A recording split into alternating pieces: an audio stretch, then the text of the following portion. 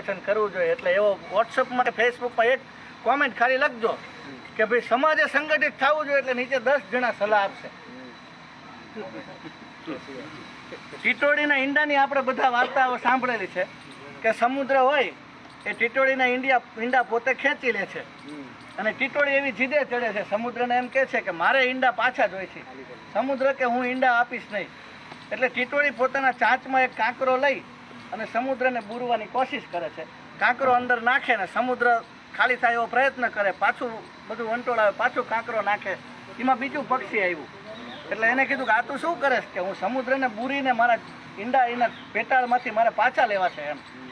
તો કે આ સમુદ્ર કેવડો મોટો, તારાથી થોડુંક આ કામ થવાનું. તો કે ભાઈ સલાહ નથી જોતી, સાથ આપીશ.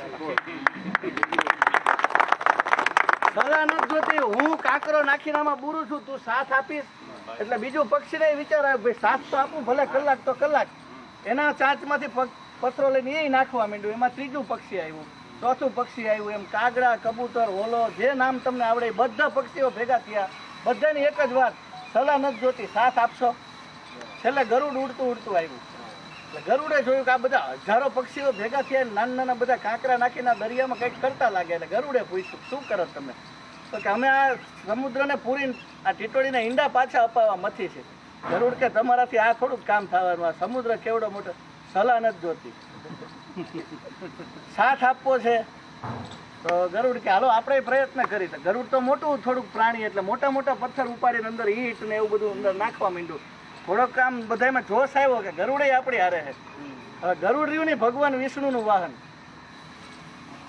એટલે 3 દિવસ દેખાણું નહીં ને એટલે ભગવાન વિષ્ણુને એમ થયું કે ગરુડ કેમ દેખાતું નથી, મારે બહાર જવાનું થાય ને વાહન છે નહીં.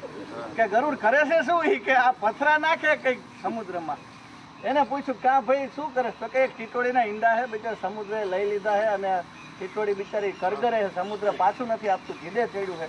તો કે હું પથરા નાખીને એને મદદ કરું છું, દરિયો પૂરવાની એની જીત છે. વિષ્ણુ ભગવાને એમ કીધું કે આવું થોડુંક શક્ય બને કે ભગવાન સલાહ નથી જોતી, સાથ આપવો છે, સાથ આપવો છે.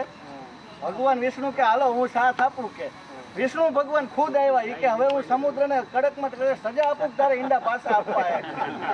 એટલે સમુદ્ર ઈંડા પાછા આપી દીધા. એટલે આપણે બધાને એમ જ કહેવાનું, સલાહ નથી જોતી, સાથ આપવો છે. તો હજુ આ કહેવાનો અર્થ એવો છે કે મારે તમારી એક ગાડીનો સાથ સુંધા માતા જોઈ છે રાત્રે.